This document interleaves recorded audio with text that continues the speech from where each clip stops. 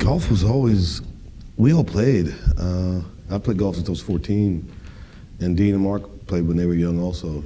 We taught Sony how to play, but, and Sony's such an athlete, he got so good so quick that it was always a good match between the four of us. It was always me and Dean against Mark and Sony, and so that was just we loved being together so much, and golf was something else we could do together and go out and talk trash to each other, and that was just something that was great, especially when we went to Myrtle Beach and Charleston, places like that. It was always just, we're dying to get out, to get around the golf, and for me, it's still that way. No matter where I am, I want to play around the golf.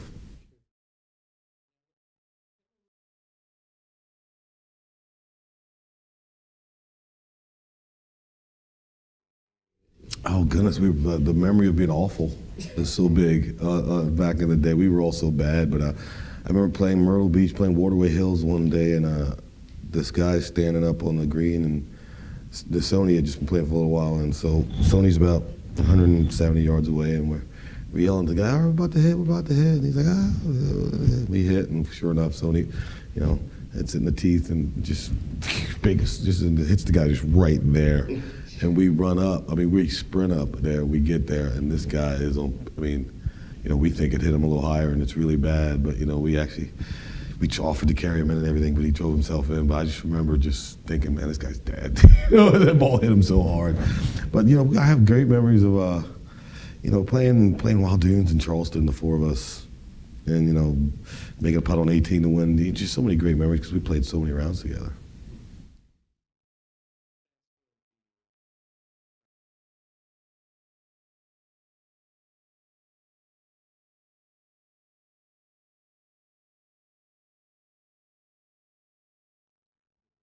I think South Carolina Junior Golf had started Monday after the Masters. I think they had one or two of them, and they heard that it was around the time when they covered the Rolling Stone and the Only One to Be video and all that stuff with golf, and so they asked if we wanted to get involved with their golf tournament, and so we thought we would do it for a year or two and see what would happen. And remember the first year was at Fort Jackson, and the next year we had it somewhere else, and Dan Marino walked in and said, "Hey, we got grass this year." And that was funny, but it started as just something for us, something else for us to do. And it looked like something really great way to have a party with our friends, and it turned into something that was, has been really, really good for South Carolina, and I think for other folks too, because we get to help so many people with what we do.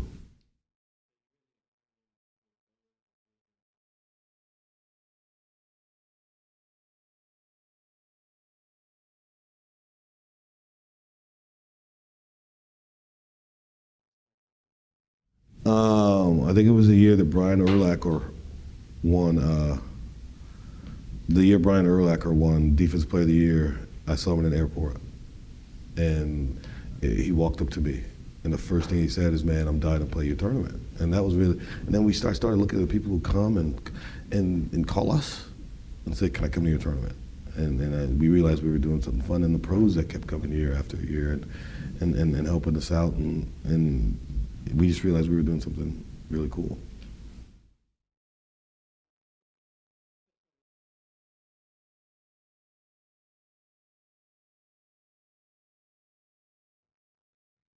It's grown like crazy. It's so, it's so big right now. I think it was a few years ago. This is when I really freaked out. A few years ago, golf. I think Golf Digest or Golf Magazine, one of the magazines, did the top 20 pro-ams, and we were in the top 5, and Pebble and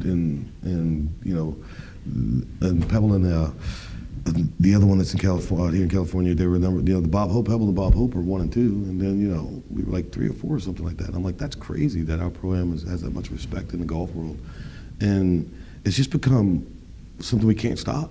It's become really for us, it's like Christmas and Thanksgiving. People just expect it now. They expect it every year. I think if one year we said we were going to do it, it'd be an uproar in South Carolina.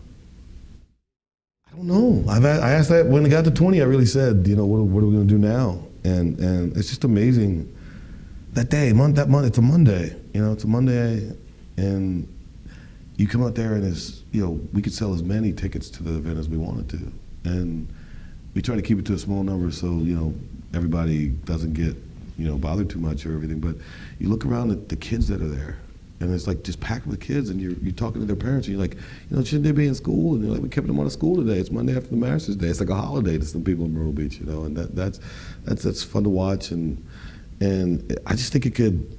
I don't think any of us think of it getting bigger. We just want to keep having fun with it, and keep it being, it's the biggest one-day fundraiser in South Carolina. We like to just keep it that way.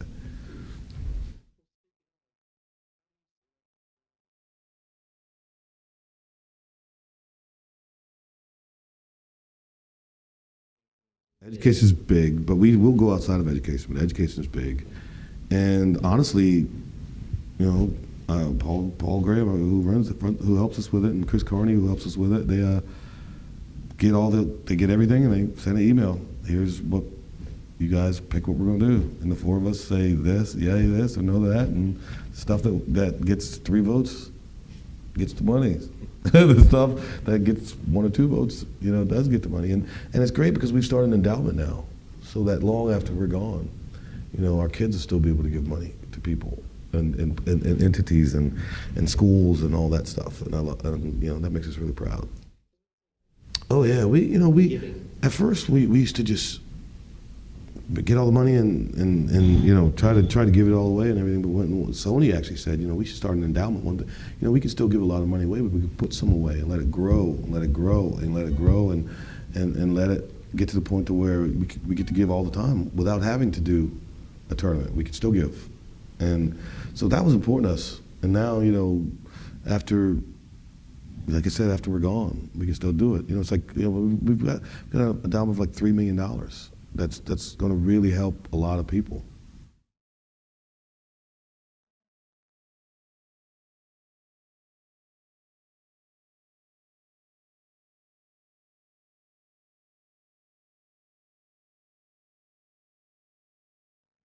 Golf's so important to us and me, especially. It's really important to me. And Bulls Bay, we're all founding members of Bulls Bay and real good friends with the owner, Joe Rice, and we're big Gamecock supporters, big Gamecock supporters, and they came to us and they really didn't have their own tournament, and we thought Bulls Bay would be a great place to do it, and so we started doing it there, and it's amazing to me the teams we get. And I look at the guys like JB Holmes and other guys that came through our tournament that are on the tour now. They came through and all the great SEC schools and schools from all over the country.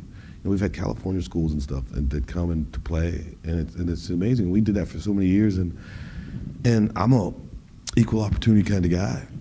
And then so when the Gamecocks came to me and said, let's do a women's tournament, and called it, we want you to host and be a part of, be the wanted to be your tournament, and I was so in.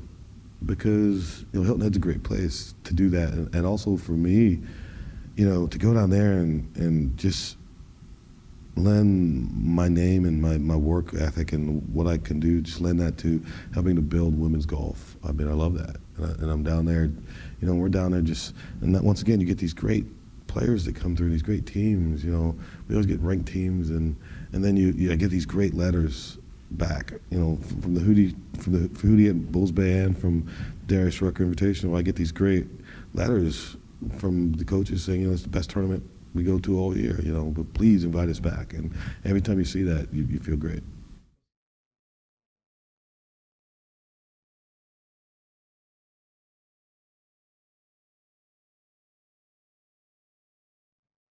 I don't know, if I owned a golf course, it'd be short, wide, and shady. That's for sure. Honestly, if I look at courses I've gotten to play all over the world, and I couldn't do anything better than most of these courses. Like, for me, I don't think anybody can make a course better than Augusta National. I just don't think it's possible. I've been blessed to play it several times, and every time I go there, it's just like, it doesn't get any better than this, because I played all over the world. I played every place everybody wants to talk about that's as good as Augusta, and it's not, and I couldn't do any better than that place.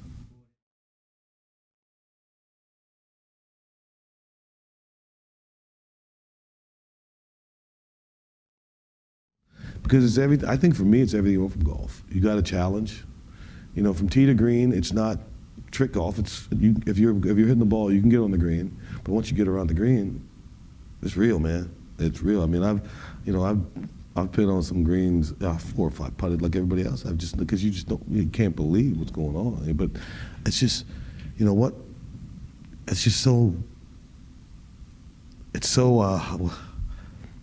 what golf is supposed to be. And that's really how I feel about it when I'm out there. Every hole, this is what golf's supposed to be.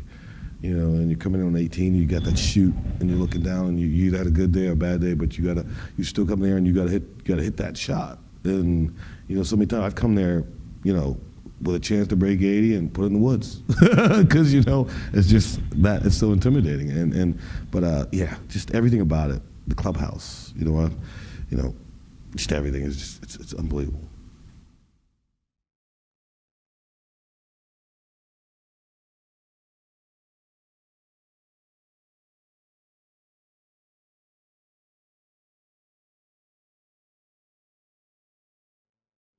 I would tell those people that think golf is not cool not to play it. You know, golf is already cool. It's already a great game. It's a game you can go out by yourself and play and have a great time. It's a great game you can go out with your best friend and have a competition. You know, I play golf when I'm upset. I play golf when I'm happy. It's just for me, there's nothing I would do to golf to make it appeal to somebody else. It's already got enough appealing to it that if it doesn't appeal to you, maybe it's just not for you.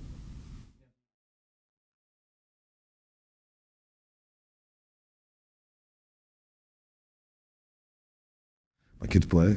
My 2 youngest play, and my son's actually pretty good. My daughter claims she's going to play on the golf team, but I told her, okay, you can play, you know, but I guess nobody gets cut, so you can shoot 135, 140, they'll be okay.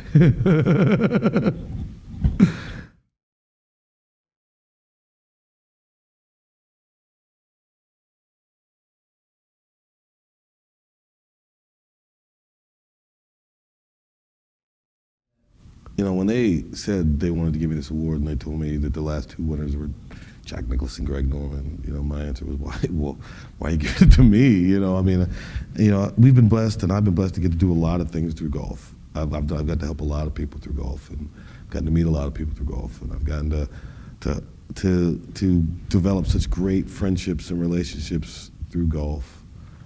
You know, and when I was told that I was going to be receiving this award, I was just. I don't do what I do for awards, but to know that because you don't think people are seeing it. You know, you just know you're doing it, and you know there's a little oracle here, a little oracle there, but you're just doing your thing. And to know that a group like this sees what we're doing as something worthy of acclaim is pretty amazing. And to have my name on the same plaque as Jack Nicklaus and Greg Norman, guys who've done great things to golf. I mean, I'm floored.